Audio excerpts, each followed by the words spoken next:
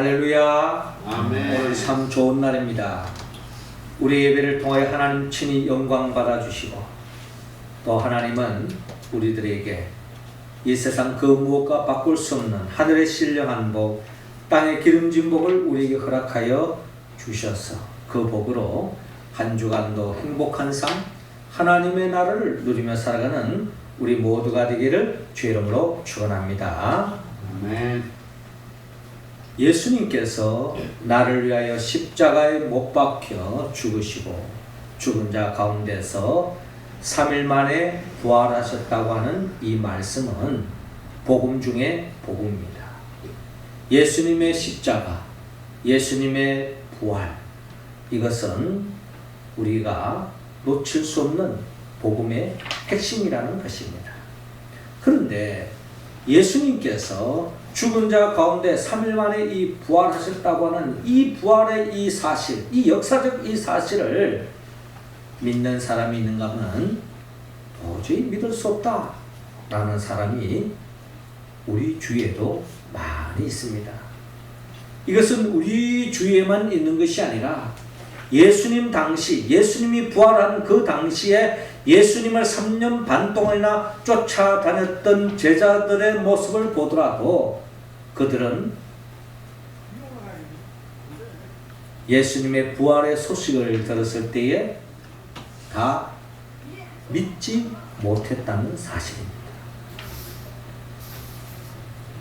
그럼에도 불구하고 예수님께서 제자들, 부활하신 주님이 제자들을 만나주시고 부활의 주님이 그들과 함께 주심으로 말미암아 뒤늦게 부활하신 주님을 깨닫게 된 제자들이 아직도 주님의 부활을 믿지 못하고 만나지 못한 그들에게 찾아가서 우리가 부활의 주님을 보았다 라고 이야기했지만 그 중에 제자 중에 도마는 이렇게 말했어요.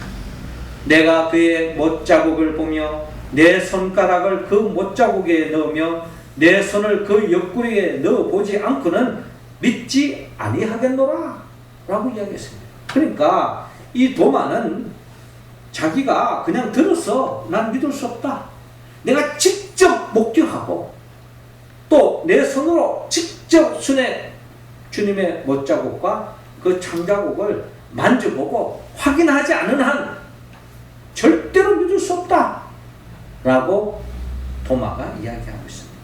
이런 이야기는 도마의 이야기가 아니라 특별히 과학시대를 살아가는 우리들에게 있어서 많은 사람들이 이런 생각에 빠지기도 한다는 겁니다. 제자도 이랬으니 일반 사람들이야 당연하다, 그렇게 우리는 여길 수 있다는 것입니다. 그때에 예수님께서, 부활의 주님께서 도마에게도 찾아와 주셨습니다. 네 손가락을 이리 내밀어 내 손을 보고 네 손을 내밀어 내 옆구리에 넣어보라. 그리하여 믿음 없는 자가 되지 말고 믿는 자가 되라 라고 말씀합니다. 도저히 주님을 못 믿으니까 네가 직접 그러면 네 말한 대로 네 손가락을 내밀어 내 손을 보고 내 손을 내밀어 내 옆구리에 넣어봐라.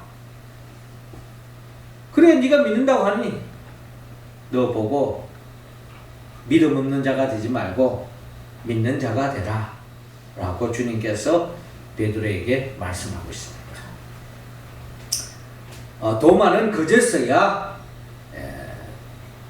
부활의 주님을 알게 되었고 믿게 되었다고 성경은 말씀하고 있습니다. 이러한 도마를 향해서 예수님께서 말씀합니다. 너는 나를 본고로 믿느냐? 보지 못하고 믿는 자들은 복되도다 라고 주님께서 말씀하셨습니다. 이런 나를 이제 본고로 이제 믿느냐? 뭐 그것도 복되다는 거죠. 그러나 주님은 보지 못하고 믿는 자들은 복되도다 라고 주님께서 말씀합니다. 자, 이 말씀 왜 했을까요? 아마 오늘을 살아가는 우리 가운데 예수님의 부활하신 예수님, 그 못자국, 그 옆구리의 창자국을 직접 만져보고 직접 목격하고 부활의 주님을 믿는 사람은 이 가운데는 아무도 없을 거예요.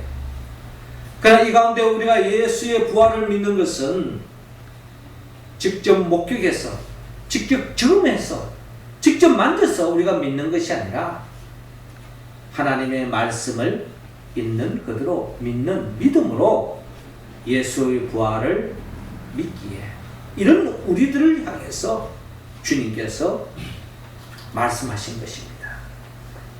보지 못하고 믿는 자들은 복되도다. 보지 않고도 믿는 우리가 복되다는 거예요. 우리는 이미 복받았다는 것입니다. 자, 그러면 구체적으로 부활의 주님을 믿는 자들이 누리는 복이 뭘까? 그 복은 어떻게 성경 66권에 담겨있는 모든 복이 우리 복이지만 특별히 오늘 성경 본문을 통하여서 우리는 몇 가지 부활의 주님을 믿는 자들에게 누릴 수 있는 그 복이 무엇인가를 헤아려보기를 원합니다. 첫 번째로 오늘 본문 19절을 통하여 평강의 복을 주신다고 말씀하고 있습니다. 자, 19절 말씀 우리 같이 한번 읽어볼까요? 시작. 이날 곧 안식 후 첫날 저녁 때에 제자들이 유대인들을 두려워하여 모인 곳에 문들을 닫았더니 예수께서 오사 가운데 서서 이르시되 너희에게 평강이 있을지어다. 아멘. 자, 오늘 본문 19절은 이렇게 시작하고 있어요. 이날 곧 안식 후 첫날 저녁 때에 제자들이 유대인들을 두려워하여 모인 곳에 문들을 닫았더라. 자, 예수님이 부활하셨고 부활의 소식이 들려왔지만 대다수의 제자들은 지금 한 곳에 모여 있는데, 왜 그들이 모여 있는고 하니 유대인들이 두려워서 한 곳에 모여 있더라는 겁니다. 왜 유대인들이 두려워하느냐? 유대인들이 결국 예수님을 십자가에 못 박혀 죽으라고 외쳤고 결국 예수님이 십자가에 못 박혀 죽음의 자리로 몰아갔던 것이 바로 유대인들이라는 겁니다.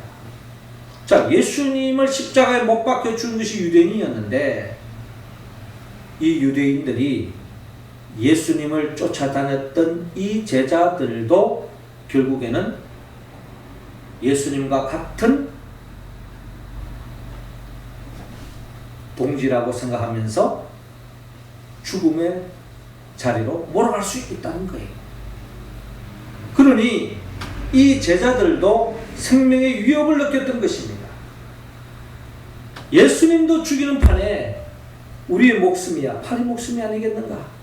우리도 언제 죽을지 모른다 하는 그런 두려움이 있었던 것입니다. 이런 두려움에 떨고 있는 제자들에게 예수께서 오사 가운데 서서 이르시되 너희에게 평강이 있을지어다 라고 주님께서 말씀합니다. 왜 예수님이 제자들에게 평강이 있을지어다 이런 말씀을 했을까요? 제자들이 두려움에 떨고 있었다는 것을 주님이 알고 계셨기 때문입니다. 두려움에 떨고 있는 이 제자들의 가장 필요한 것은 돈도 아니고 푸짐한 음식도 아니고 이 세상 권력도 아니고 그들의 마음을 평안케 해주는 이 평안이야말로 이들에게 있어서 가장 필요한 복이겠죠. 예수님은, 부활하신 주님은 이 제자들에게 평강을 주기를 원하십니다. 너희에게 평강이 있을지어다. 그 말씀을 들은 제자들은 20절에 이 말씀을 하시고 손과 옆구리를 보이시니 제자들이 주를 보고 기뻐하더라. 그제서야 부활의 주님을 목격하고서야 주님이 부활하셨다는 것을 뒤늦게 깨닫게 되었고 그 부활의 주님이 주시는 그 평강에 젖어들 수 있었다. 그들이 기뻐했다라고 성경은 기록되어져 있습니다. 우리가 잘 아는 이솝 이야기 중에 늘 두려움에 떨고 살아가는 생쥐가 있었어요. 이 생쥐가 두려움에 떨었던 이유는 바로 이 고양이 때문이었습니다. 이 생지에 있어서 고양이는 천적이죠. 늘 이 고양이의 위협으로 언제 어느 순간에 잡혀먹을 줄 모르기 때문에 늘 두려움에 떨고 있는 것이 바로 이 생지의 모습이었습니다. 생지는 바람이 있었습니다. 어떻게 하면 이 두려움을 벗어날 수 있을까? 나도 생지가 됐으면 좋겠다. 이런 생각 끝에 생지는 조물주에게 찾아가서 저를 왜 생지로 만들었습니까? 저로 그냥 고양이가 되었으면 좋겠습니다 하고 바랬을 때 조물주가 자비를 베풀어서 생지를 고양이로 만들어 주었습니다. 얼마나 기뻤을까요? 야, 이제 고양이가 되었으니 이제 내 삶의 두려움은 이제 하나도 없을 거야 라고 생각했는데, 웬걸 고양이의 천적이 있었는데 그것이 바로 개였다는 것입니다. 개로 인하여 늘 두려움을 느꼈습니다. 그래서 이 고양이가 된 이 생지가 다시 조물주에게 나로 개로 만들어주세요. 아닌 게 아니라 개로 만들어주었어요. 개가 되면 이제 두려움이 없으려니 생각했는데 야생동물 늑대가 늘 자신의 위협이 되는 겁니다. 야생동물 이 늑대로 인해서 언제 죽을지 모르는 거예요. 그래서 조물주에게 또 부탁했습니다. 저로 하여금 늑대가 되게 해주세요. 아닌 게 아니라 늑대가 됐습니다. 늑대가 되면 이제 더 이상 두려움이 없을 거라 생각했는데 늑대 또한 천적이 사자로 인해서 늘 또한 생명의 위협을 느꼈고 두려움을 떨칠 수 없었습니다. 그래서 또 늑대가 된 이 생지가 조물주에게 또 부탁했어요. 저로 하여금 맹수 중에 최고 동물의 왕이라고 할 수 있는 코끼리가 되었으면 좋겠습니다. 아니라 조물주의 자비하심으로 이 사자가 된 이 생지를 코끼리로 만들어줬어요. 코끼리가 되면 이제 더 이상 두려움의 존재가 없지 않겠습니까? 사자도 두려워하지 않는 거예요. 동물의 왕국은 이 초식동물 이 코끼리가 어떻게 이 사자로부터 위협을 느끼지 않고 심지어 사자가 코끼리 위협에 도망가는 장면을 자주 봅니다. 그런데 웬걸 코끼리가 되면 이제 도저히 이제는 두려움 없이 편안한 나날을 보낼 것으로 생각했는데 의외로 이 코끼리의 천적이 있었는데 그게 바로 자기 원래의 모습 생지였다는 것입니다. 생지로 인하여서 늘 귀찮게 여겨지고 생지가 자기의 생명에 위협이 되더라는 거예요. 그래서 이 코끼리가 된 이 생지가 다시 원래의 모습대로 만들어주세요 하고 생지로서의 삶을 살았다라는 그런 이야기가 있습니다. 그렇습니다. 우리의 삶은요, 어떻게 보면은 끊임없는 두려움의 자리에서 벗어날 길이 없습니다. 돈이 없을 때는 돈만 있으면 더 이상 염려가 없을 거다. 그래서 돈이 있으면요, 또 다른 문제가 생겨요. 건강이 없을 때는 건강하면 내 근심 걱정이 다 사라질 거라 생각하지만 건강한 삶의 자리에서도 걱정과 근심이 있습니다. 이 세상에 그 어떤 권력을 가지고 그 어떤 돈을 쥐어진들 우리의 삶에 두려움으로부터 벗어날 수 없어요. 돈이 많으면요, 우리는 아마 경험하지 못한 두려움이 있어요. 저 돈을 혹시 누가 가져가지는 않을까? 나를 죽이고 그 돈을 훔쳐가지는 않을까? 이런 염려에 빠지는 거예요. 돈 없는 사람들이 절대로 꿈꾸지 못하는 고민이죠. 근데 돈 많은 사람들은 그런 고민 속에 살아간다는 겁니다. 이게 바로 인생이라는 겁니다. 이 문제가 해결되고 나면 또 다른 문제가 우리의 삶 속에 찾아오는 겁니다. 취업되고 나면 모든 문제가 해결됐지만 좋은 직장에 다니는 사람 문제 없느냐? 다 만져보세요. 다 문제 있습니다. 결혼하지 못한 사람은 결혼만 하면 웬가요? 또 다른 문제가 있어요. 아마 연세 드신 분은 내 자식들 시집장가 다 보내고 나면 이제 근심 걱정 다 떨쳐버리고 이제 편안한 노년을 살 것이다.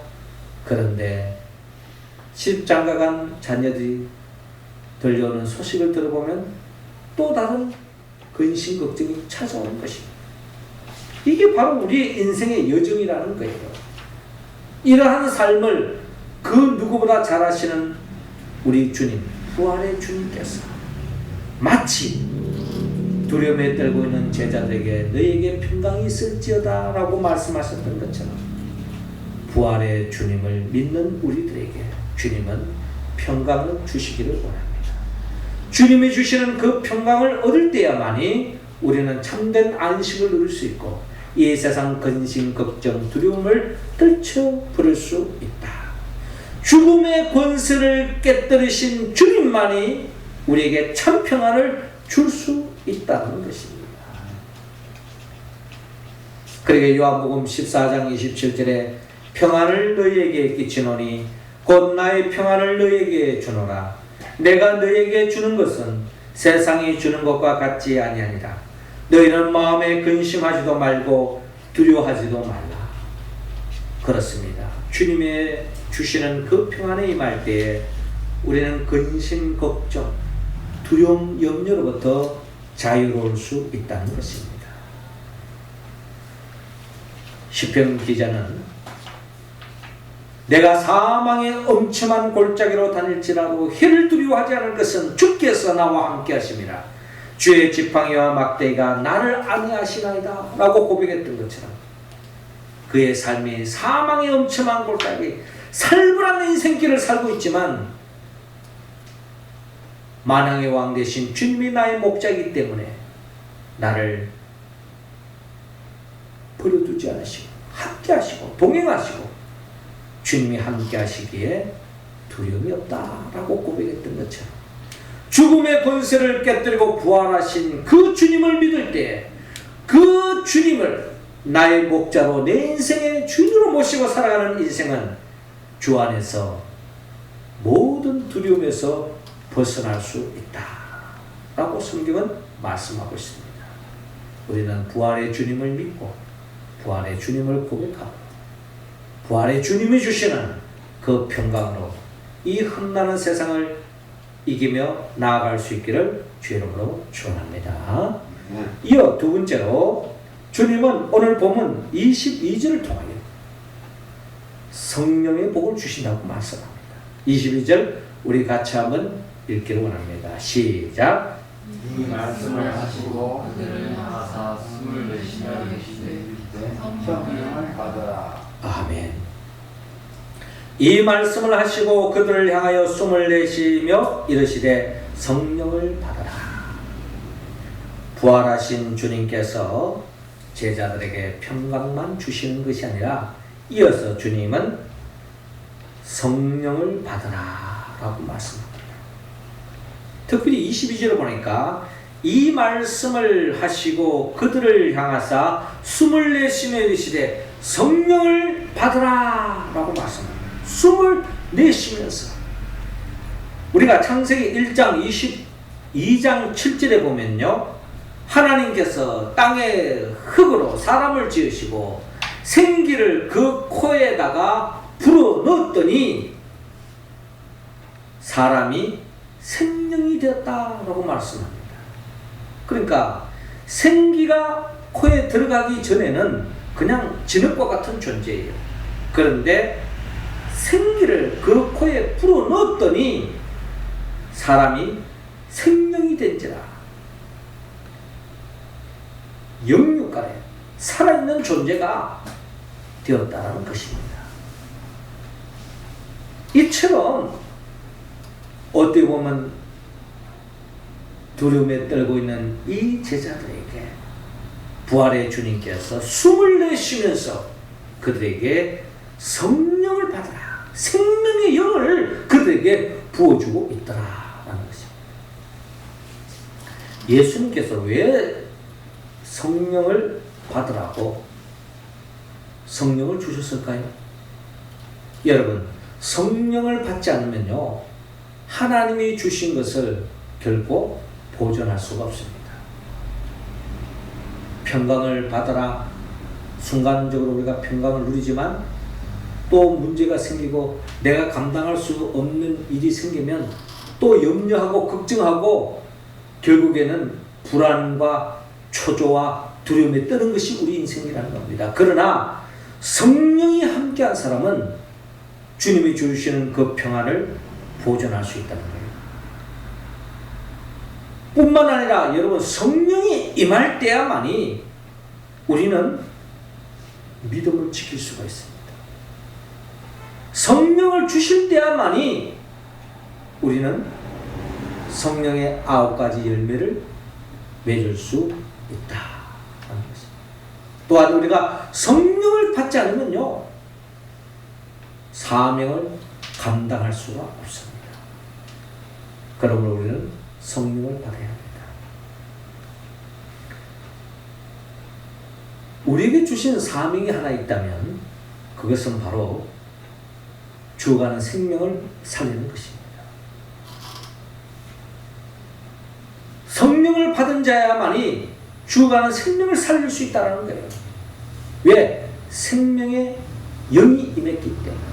생명을 소중히 여기고 생명을 사랑하고 죽어가는 생명을 살리기 위해서 달려갔다는 것입니다. 여러분, 죽음이 왜 역사합니까? 죽음의 역사는요, 죄의 역사입니다. 특별히 오늘 요한복음 20장 23절에 보니까 너희가 누구의 죄든지 사하면 사하여질 것이요 누구의 죄든지 그대로 두면 그대로 있으리라 하시니라 라고 주님께서 말씀합니다. 여러분, 죄는요 사망의 역사로 이끌어갑니다. 죄의 삭은 사망인 것입니다. 그런데 이 죄의 역사를 어떻게 단절할 수 있느냐? 누가 우리의 죄를 사해 줄 수 있느냐? 하나님만이 우리의 죄를 사해 주시는 거예요. 그런데 우리에게도 마치 죄사함의 은총을 가진 자인 것처럼 오늘 주님께서 말씀하시는데, 이 말씀의 의미는 우리가 어떤 죄인이 있으면 내가 너의 죄를 사한다 라고 해서 그 사람의 죄가 없어지는 것이 아니고, 우리는 그런 죄를 사하는 능력이 없지만 죄로 말미암아 죽어가는 그 사람에게 다가가서 예수 그리스도의 그 복음을 전할 때에 그 복음으로 인하여 그 사람의 죄의 문제가 해결되어지고 죄사함의 은총을 입을 수 있다는 거예요. 그러나 우리는 직접 그 사람의 죄의 문제를 해결할 수는 없지만 예수 그리스도를 전가하는 그 순간에, 예수를 믿는 그 순간에 그 사람의 죄의 문제가 해결되어지니 주님께서 너희가 누구의 죄든지 사하면 사하여질 것이요 누구의 죄든지 그대로 두면 그대로 있으리라 라고 주님께서 말씀하시는 것입니다. 그러므로 우리가 성령 충만함을 받을 때에 부활의 주님을 전가하지 않을 수 없습니다. 예수님이 너를 위하여 죽으시고 예수님은 너를 위하여 부활하셨다, 이 복음을 전가할 때에 죄의 문제가 해결되어지고 죽을 수밖에 없는 사람이 영생을 얻게 되어지는 놀라운 역사가 일어난다는 것입니다. 그러므로 우리 모두는 이 부활의 주님을 믿을 때에 우리는 성령의 복을 받았어.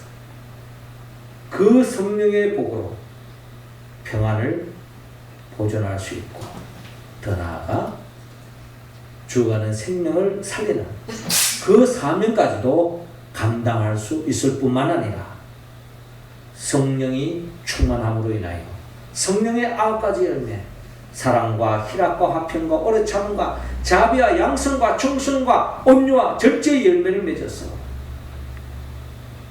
이 땅에서도 부족함이 없이 풍성한 하나님의 나라를 살아갈 뿐만 아니라 죽어서도 저 천국에서 영생 복락에 이르는 그 복을 우리는 부활의 주님을 믿음으로 이미 받은 줄로 여러분 믿으시기 바랍니다. 이어 주님께서는 본문 31절을 통하여 부활의 주님을 믿는 자들은 생명의 복을 얻었다라고 말씀합니다. 31절 우리 같이 한번 읽어볼까요? 시작. 오직 이것을 기록함은 너희로 예수께서 하나님의 아들 그리스도이심을 믿게 하려 함이요 또 너희로 믿고 그 이름을 힘입어 생명을 얻게 하려 함이니라. 아멘.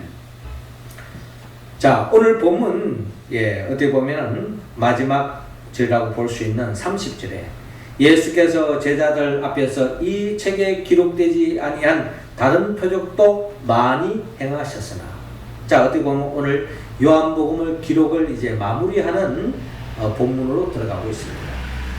예수님께서 제자들에게 많은 표적과 이적을 일으켰지만 그걸 일일이 다 성경에 기록되어 있지 않아요. 그래서 요한복음을 기록한 기자는 성령의 도우심으로 하나님이 기록하라고 말하신 그 말씀만 기록하게 했다는 겁니다. 그리고 기록되지 않음에도 불구하고 많은 표적과 이적도 있다는 겁니다.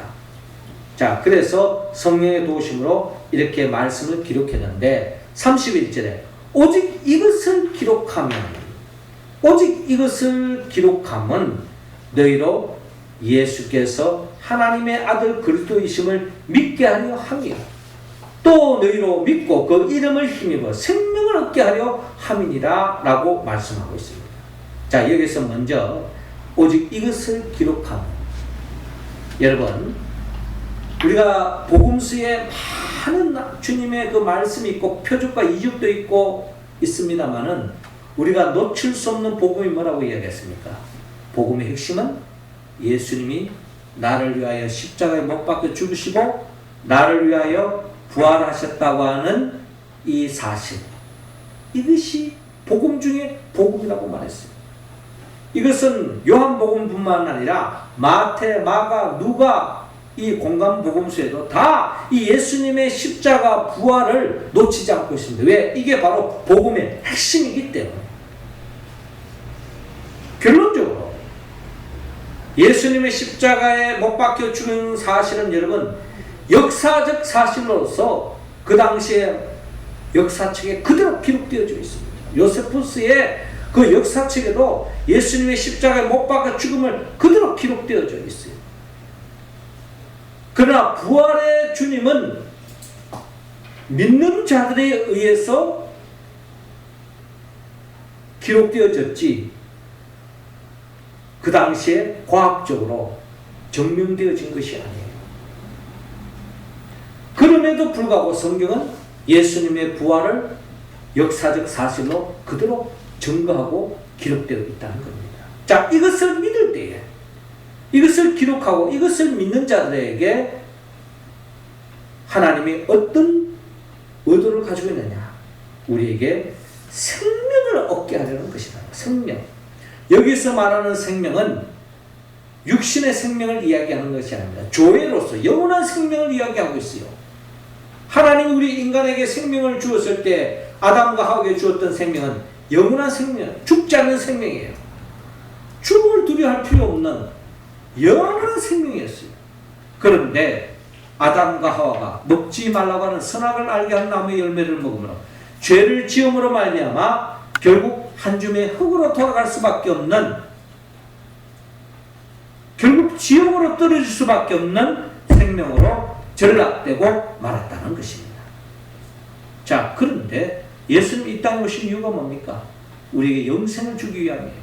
하나님이 세상을 이처럼 사랑하사 독생자를 주셨으니 이는 그를 믿는 자마다 멸망치 않고 영생을 얻게 하라. 그 영생을 주기 위해서 주님이 하신 일이 바로 우리의 죄를 대신 짊어지고 십자가에 못 박혀 죽으시고 부활하셨다는 겁니다. 이 사실을 기록했고 이 사실을 믿는 자들에게 오늘 성경은 바로 생명을 얻게 하려 했다. 영생을 주게 되었다는 겁니다. 할렐루야. 저와 여러분들은 주님이 나를 위하여 죽으시고 부활했다는 것을 믿기에 우리는 이미 영원한 생명을 받은 줄로 여러분 믿으시기 바랍니다. 이 생명은 마치 여러분은 이 봄날이 되어지면 두 종류의 꽃이 있어요.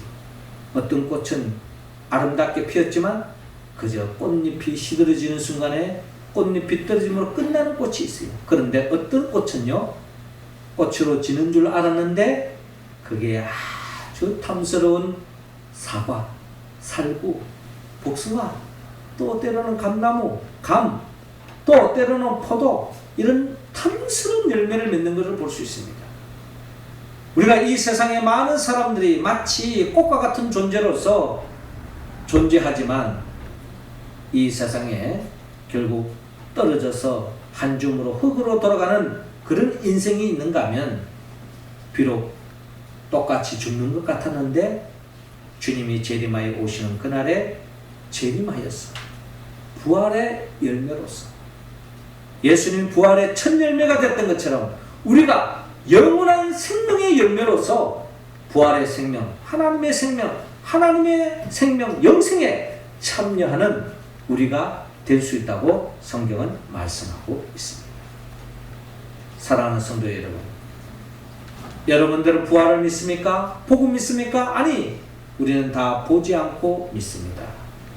보지 않고 믿는 자가 얻는 복, 그것이 바로 평강의 복이요, 성령의 복이요, 생명의 복이라는 것입니다. 우리가 이 복을 충만히 받아 누리기를 원합니다. 이 복을 온전히 누리기 위해서는 우리가 성령의 도움을 받아야 합니다.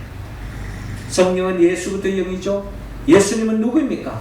우리를 위하여 친히 십자가에 못 박혀 죽으시고 부활하신 그 예수 그리스도, 그분의 영 보혜사 성령의 도움을 받을 때야만이 우리는 부활의 주님을 직접 보지 않고도 믿을 수 있게 되어지고, 이로 인하여 참된 평안을 누리고 성령의 9가지 열매를 누릴 뿐만 아니라 더 나아가 영원한 생명, 그 복을 누릴 수 있게 된다고 성경은 말씀합니다.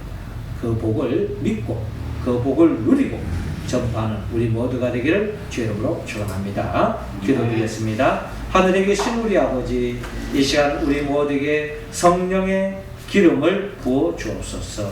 성령 충만함으로 말미암아 우리 모두가 나를 위하여 죽으시고 부활하신 주님을 믿음으로 부활의 주님이 주시는 그 평강, 그 성령, 그 생명 충만히 받아 누리게 하여 주시옵소서. 예수님의 이름으로 기도하옵나이다. 아멘.